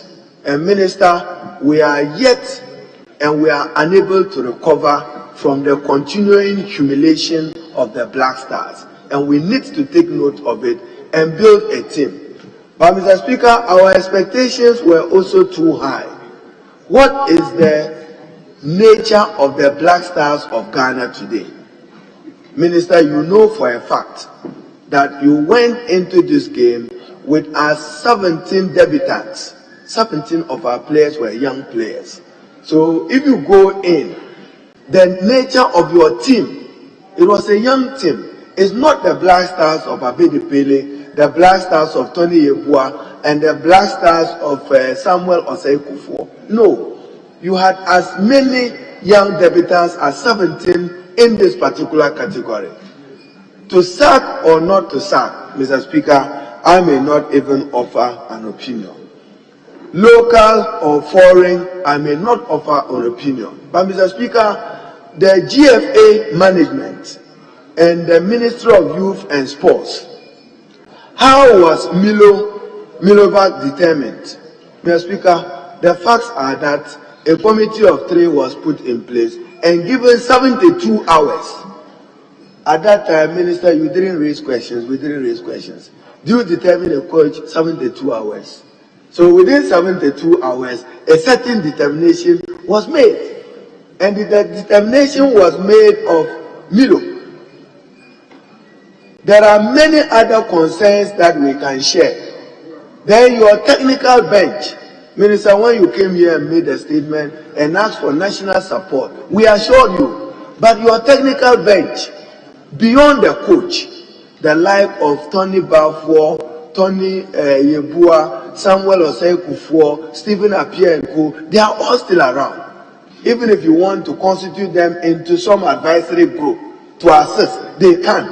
But Mr. Speaker, our difficulty now is where the minister is confronted with a witch's dance. If he dances forward, the father will die. He dances backwards, the mother dies. So he has to be dancing in the middle. Does he have a mandate and authority to dismiss a coach? does the Minister for Youth and Sports have the authority and mandate to dismiss the Minister for Youth and Sports? It's the FA, not him. But he reflects our disappointment, he, the Minister, because he's in Parliament. How I wish Parliament could just pass a resolution and say that go home. But we cannot, because we must follow the specific rules and regulations governing football. We are not happy about his performance, but we have a major transition between now and when we face Nigeria in the World Cup qualifiers. And Mr. Speaker, it is also true that probably, I just give you two examples. There are, if you take Comoros, the country which managed to disgrace us, 3-2. Mr. Speaker, they don't have footballers even in Europe. But in Ghana, a minister, we have to think deep. The relationship between the ministry and the GFA in the name of autonomy. There are many qualified Ghanaian footballers like Wan Salisu of Southampton, Tariq Lamptey of Brighton, Hassan Odoi of Chelsea, Afenyejan of Roma. Brilliant Ghanaian footballers recognized at the world level. Yet none of them was recognized by your coach, recognized by your technical bench. What kind of scouting did we do in Europe in preparing the team? When you are concluding, then you share your view. I know the citizen thing, but at the point he said that if that country didn't favor him, he will opt for us. That is also on the title. But Mr. Speaker, I'm just saying that in Europe, you have all these players who are recognized, including much more talent. Then, Mr. Speaker, when did they assemble? When you say Black Stars as a team, they didn't gel as a team because they didn't play together as a team. That was part of our problem. How can you make a substitution at 90 minutes? Then ask the player to warm in and walk out. We saw him do that.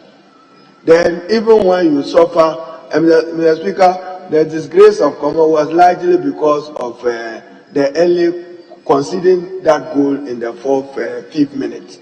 I'm sure that's even got Ayu exiting with a red card because he had come determined that I will survive today. In any case, even if we won, we're not going to qualify. So, Mr. Speaker, my first advice would be that let's show sportsmanship. Let's show sportsmanship. You see, football, you win happiness, you lose happiness. That's what sportsmanship means. So we have to forgive the Black Stars and move forward. We must forgive the Black Stars and move forward. You see, Mr. Speaker, and to my senior, the Honorable Katie Hammer, when your milk pours down, can you take all of it back? You don't cry over spilled milk. So, Mr. Speaker, I think we must endeavor to find a heart of forgiveness for the Black Stars, for its management, and manage the transition. But task the minister and the FA to work to transition the coach, work to transition him. Because between now, you don't want us to blame you if Nigeria beats us or defeats us and say that their jollof was already better than ours. They have added football to it. That will be another trouble for you. But we necessarily must qualify. And Mr. Speaker, one of our colleagues, when he was making his point, questioned why the Black Stars were in Qatar. It was for good reason. He was using it sometimes because of our economic standing, so that he prepares them, anticipating that we will qualify for Doha. Then they would have gotten acclimatized to the weather. But there are those who are very critical of the coach that, why did you choose Doha or Qatar? This was the reason. His anticipation is that, no, but at least get used to the atmosphere within the constraints of the resources. But how much are we ready? How much are we ready to pay for a Black Stars coach? I know that there were efforts to get Hervé Renard, if you remember, the one who led Ivory Coast and Zambia into winning those cups. Nothing was heard of it, and that was it. So probably we should have a mix of the coaches Yes, make use of our local talents. Where it is necessary to use a foreigner, I don't think that we should rule it out completely, but at least we should make the best use of it. Then, Mr. Speaker, in concluding, football generally, we are not branding ours well. I have repeatedly said it. Today, the English Premier League appears to be about the most competitive football regime in the world, even though you have La Liga and others wanting to compete, because they have branded it. There are more Chelsea supporters in this house than there are Apimbeba supporters of Kotoko here. For BIA, Mr. Speaker, there are more. I'm sure some will quarrel with me if Man U was defeated than when they hear my own way, RTU are defeated. And Mr. Speaker, there are those of us who just love football, not the trophies. And Katie doesn't belong to that category because of a wounded goalkeeper yesterday that he was. So in football, you don't go in expecting that at every time you must win. Let us recover very fast, and build the Black Stars as a team. Explore the opportunities of those new other talents elsewhere that can be built to get it done. But our task is that the Minister for Youth and Sports, it appears that the Ghanaian people have passed their judgment over the coach. But manage it as a transition, because you have a match ahead of you. But as for reorganizing our football, you have a cumbersome duty. Football in Ghana is virtually dead.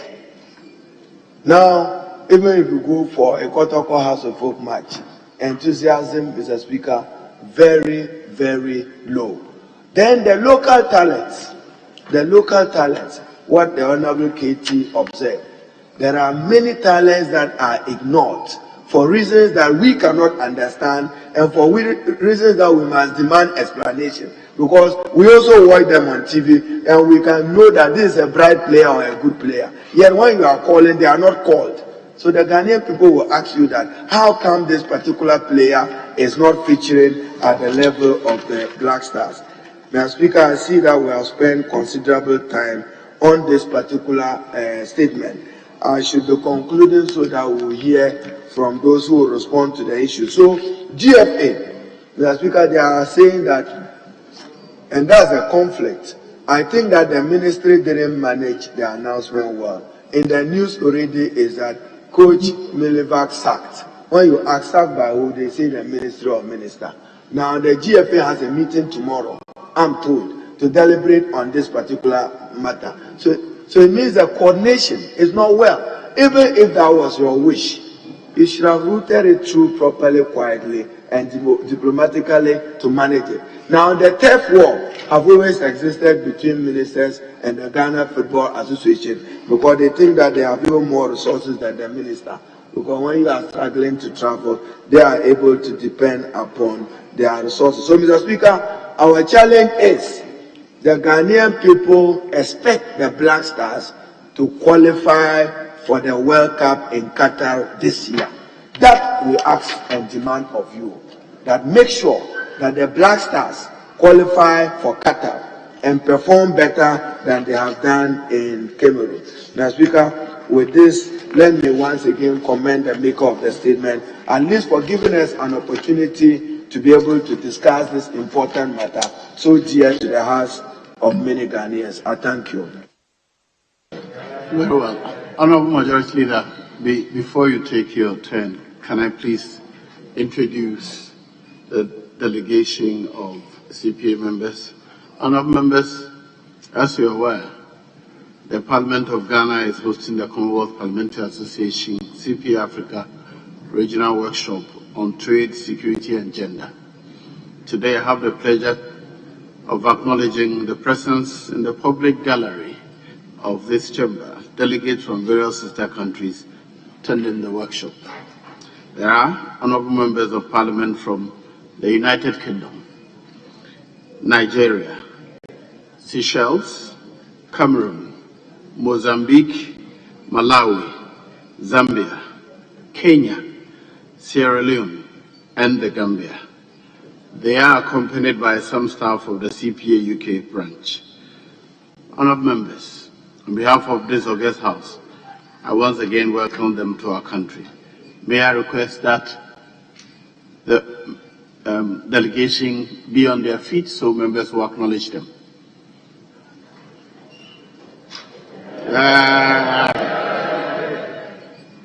Once again, you're welcome to Ghana.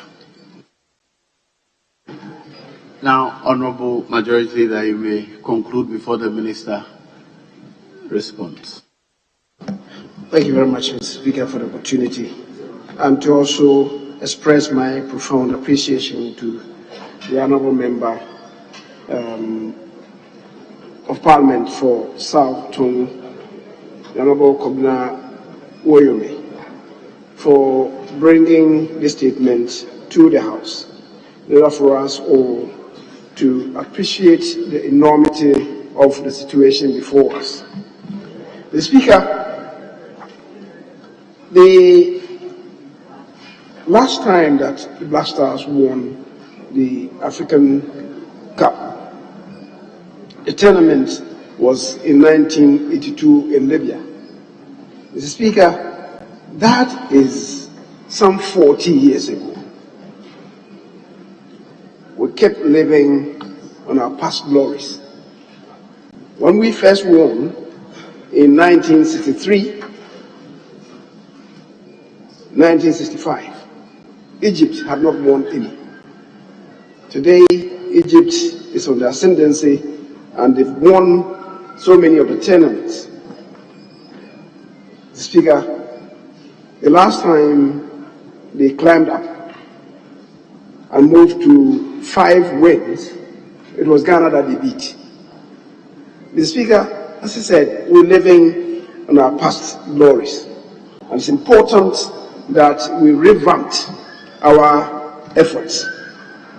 Mr. Speaker, colleagues have spoken about the commitment of players, the competence of the coach or the orientation of the coach, so the players not obeying camp rules, the change in technical team, and so on. Mr. Speaker, we must interrogate the team that we have. Any team worth its salt really is dependent on 3 or 4 players. You need a very competent arrowhead, a goal scorer. Then you have a very good holding midfielders.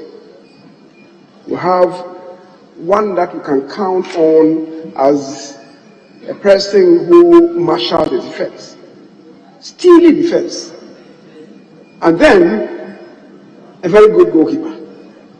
In all these departments, Mr. Speaker, as we speak today, Ghana scores 0. So, where is the team? The minister raised high hopes when he indicated to us that it was possible, it was going to be possible for us to win. But did we, before we set out from here, have a team? I'm not sure that we have a team in the current crop of players that we have.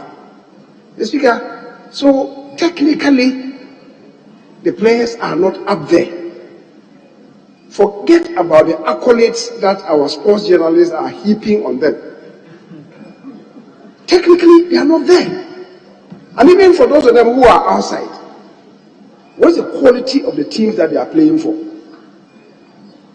Many of them are warming the benches of second-round and third-round teams. And yet, we are heaping all manner of accolades on them, thereby gingering support here in Ghana. And yet we know, if we come to interrogate the competence of the players, each of them, that most of them are not up there. So we may have maybe 1 or 2 world-class players in the team. But is that enough to win tournaments? I watched just 2 of the games that they played. I would say to myself that the one that we lost against Comoros perhaps was our best match, even though we played short of one person, of one player. Mr. Speaker, so if a team is not technically sound, then we want to have good tactical play. And that then will call in question the competence or the pedigree of the coach. Mr. Speaker, the coach that we had, the question to ask is whether, as of now, he measures up there. Mr. Speaker, we've spoken about our own football development, graduating it from codes through schools and colleges, universities, the local leagues, and indeed the training facilities. Mr. Speaker, I would say to us that if we want to measure the quality of players that we have today, and we went back 20 years, most of the players that we have in the Black Stars today will not even qualify to play in the reserve teams of Accra Zobok or Kotoko or RTU in those days. And for such, you need to bring the players together to train for a longer time than the 1 week or so that maybe we had for the team. Mr. Speaker, the efforts will not amount to much if we did that. In 1965, when we won the second time, the tournament, and we realized that we had dropped, and we needed to win in 1978, it was agreed by the then FA that we should play just one round of the league. And then we took the opportunity to assemble the team. At the time, those of them that we thought were very established stars, the Danapoms and Odames of that era, were dropped. And that was how come we brought in the younger generation, took them to Brazil. For about, they camped them there for about 2.5 months. They came to play the local league, the local clubs. I remember the second match that they played against Defense Stars. It was difficult for them to win. Then we realized that, yes, we were trying to shake them up. They were not up there. They went back. When they came back, they played the same Defense Stars and humiliated them. And realized that we had been able to get the team to some level. So into the 1978 tournament, which was played in Ghana, we were very hopeful. And indeed, all the teams that we met were able to overcome them. In 1992, when, again, for a long time, we were not making much progress. After the humiliation, won the trophy in Libya in 1982. Between and 1982, it was difficult for us. We were not even qualified. Then we introduced Bukar Saizi. We must look at the coaches that we also engage. Bukar, when he came, was a very hungry coach. We left the entire team to his charge and was able, within a very short time, to bring them up. That is how we should be scouting. If you are going for foreign coaches, those are the type of coaches, the hungry ones, who want to add to their CV, that you should be bringing. Not established ones. The established ones, when you bring them, they will not be able to deliver, and they will tell you that, well, we had very little time. Mr. Speaker, the same thing goes when Nigeria, for instance, went to the World Cup and did very well. That was when they introduced Clemens Westerhoff, a very hungry coach. They brought him. The first match that he played, in fact, he went with them to Algeria. The first match they played, they were humiliated by Algeria. But Nigeria managed to play in the finals against the same Algeria. Algeria at the time, Shrodin, Rabah Majer, and the others. It was difficult for Algeria to beat Nigeria in the final game. They managed only a 1-0 against Nigeria. Then the people of Nigeria got to know that, yes, this man within a very short time was mastering the gameplay of Nigeria. He took them to the World Cup. They did well. When Cameroon went to the World Cup with Roger Miller, and did well, I will recollect that they came to Ghana. At the time, we didn't have a blaster. And they played against our under 17. At that time, Frode Shabokwe, Abraham Kuma, Joe Debra, Zion Train, and the others. They played them in Kumasi. They struggled to draw with our under 17 team. That was when they went to the World Cup. Roger Miller said, when people were praising Cameroon for what they had done, he said the world should watch out for Ghana. The speaker, go for hungry coaches. Cameroon at the time went for an unsung coach, Nipomianchi, who took them to the World Cup. When they finished, the Soviet Union at the time poached him because of the gameplay that is placed there. Mr. Speaker, so it is what quality of coach that you want.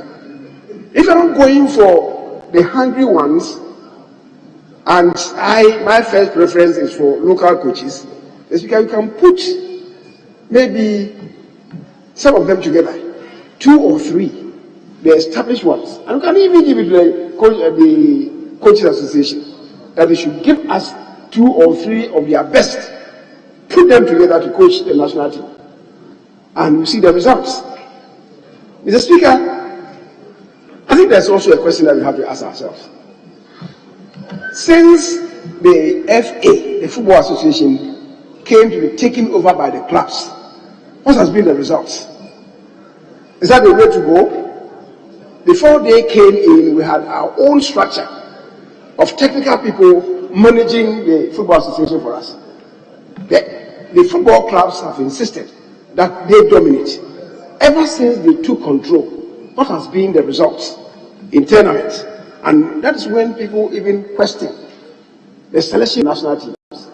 Because each of them will want to have their own players from their clubs in the national team.